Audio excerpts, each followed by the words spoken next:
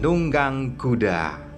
Teman-teman, Irene buat kejutan. Walaupun ini pertandingan tidak ada memperebutkan apa-apa, tetapi sudah pasti pertandingan ini berkelas. Saat berhadapan dengan Hikaru Nakamura, Irene Karisma Sukandar memperlihatkan bagaimana taktikal langkah kuda menyelamatkan menterinya dan merubah keadaan. Simak pertandingan ini, siapkan konsentrasi tinggi. Saya akan menganalisis jalannya pertandingan sesederhana mungkin. Dan bagi kalian yang baru bergabung di Jari Pelawi Chess, welcome. Jangan lupa tombol subscribe dan nyalakan loncengnya. Selamat menyaksikan.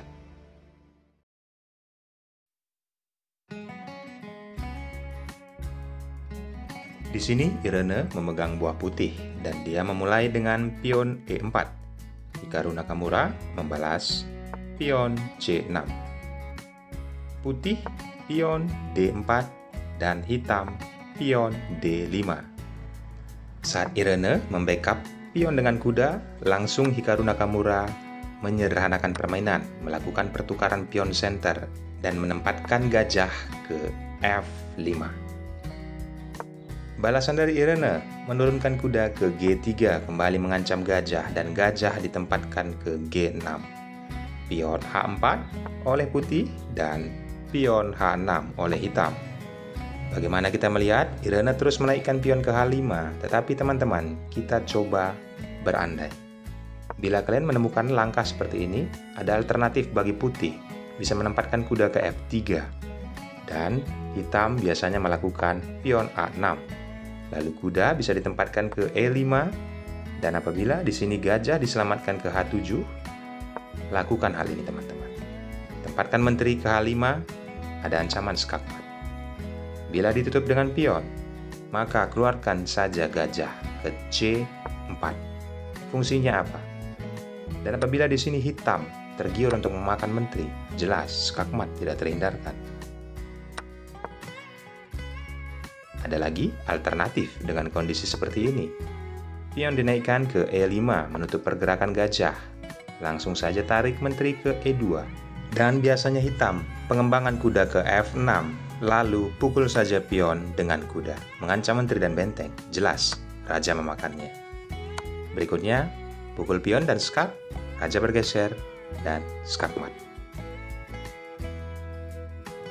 Dan apabila tidak pengembangan kuda dengan kondisi seperti ini, tetapi pengembangan gajah, sama saja teman-teman. Gajah ditempatkan ke G7 oleh hitam, tetap kuda memukul pion, dan harus dimakan oleh raja.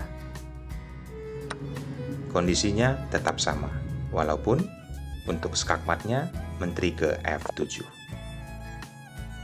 Saya harap bisa menjadi pelajaran penting saat kalian bermain nanti. Kita kembali ke partai aslinya. Yes, di sini Irene pion H5 mengancam gajah dan Hikaru Nakamura menurunkan gajah ke H7. Berikutnya, pengembangan kuda ke F3 oleh putih dan hitam. Pion E6.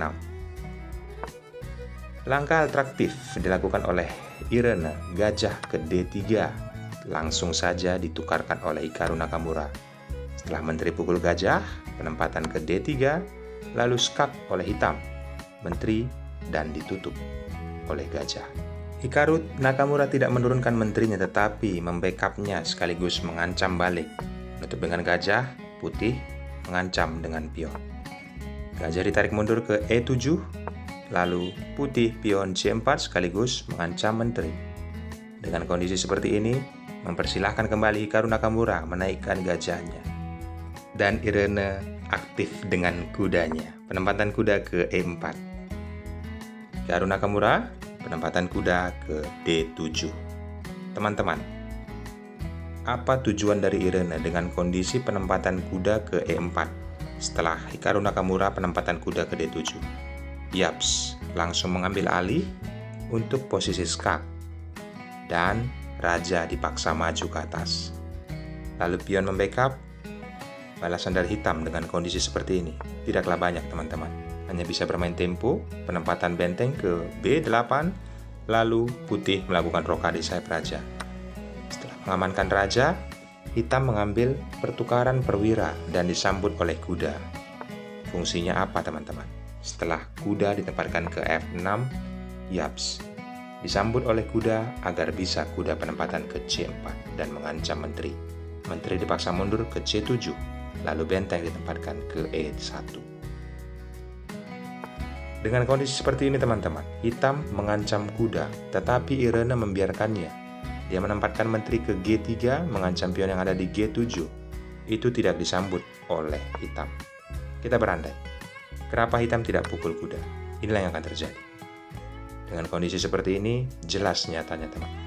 Langkah putih akan mengambil pion dengan benteng. Dipukul dengan pion, jelas teman-teman. Menteri skak di G7. Raja mundur ke G8. Lalu memukul benteng, memaksa skak dan kembali raja ke E7. Memakan pion. Apa yang bisa dilakukan oleh hitam dengan kondisi seperti ini? Penempatan benteng, mengambil posisi pion. Dan putih akan bermain tempo teman-teman.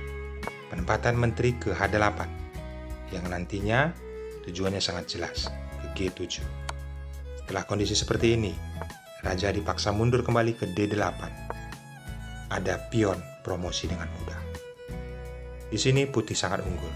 Maka dari itu, Hikaru Nakamura tidak memukul kuda dengan pion. Kita kembali ke partai aslinya. Hikaru Nakamura menurunkan raja ke F8.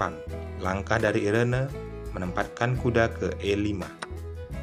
Kuda pukul kuda, lalu benteng pukul kuda. Tidak dipukul dengan pion teman-teman.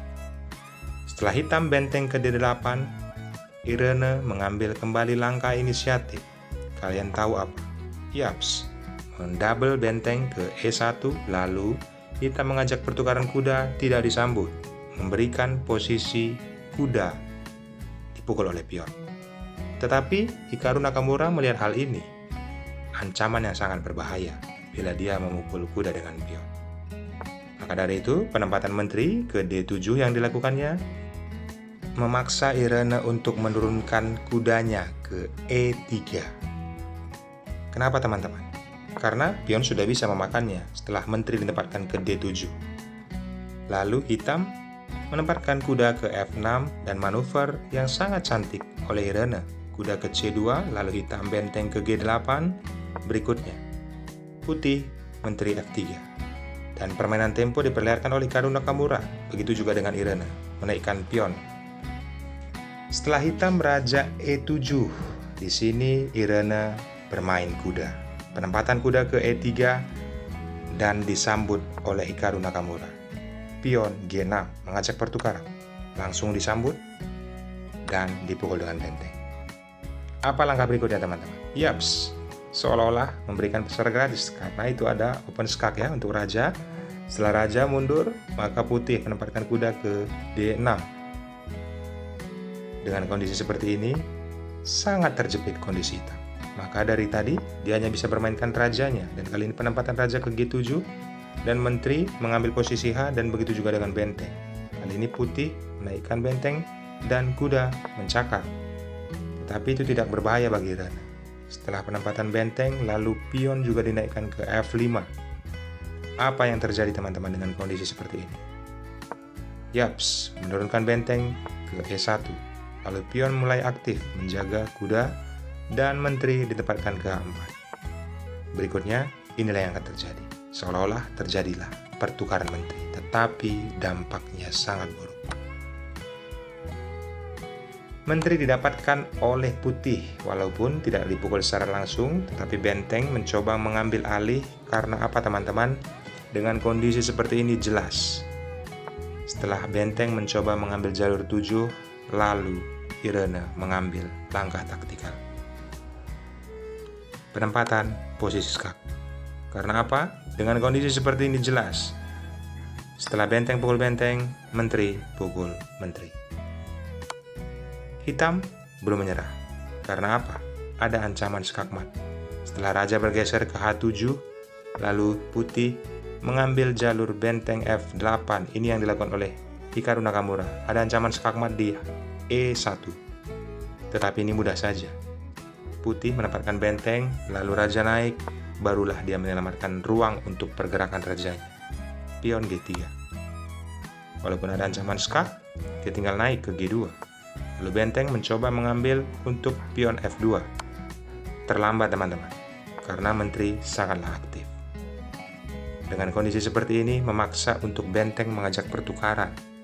Setelah ini terjadi, jelas putih sangat unggul. Satu persatu, pion akan digerogoti oleh menteri. Yaps, teman-teman, apa kunci dari kemenangan ini? Jelas. Setelah skak, lalu raja naik, posisi skak, dan raja naik kembali ke F5. Di sini Hikaru Nakamura menyerah. Karena apa? Pion akan mudah dengan promosi. Paling tidak akan bertukar dengan perwira. Ambil pelajaran pentingnya teman-teman, saya telah menganalisis jalannya pertandingan sesederhana mungkin. Dan bagi kalian yang baru bergabung di Jari Pelawi Chess, welcome. Ucapan terima kasih dari kalian saya harapkan hanya tombol subscribe dan nyalakan loncengnya. Semoga video ini bermanfaat saat kalian bertanding nanti. Akhir kata, saya ucapkan thanks and God bless. Bye-bye.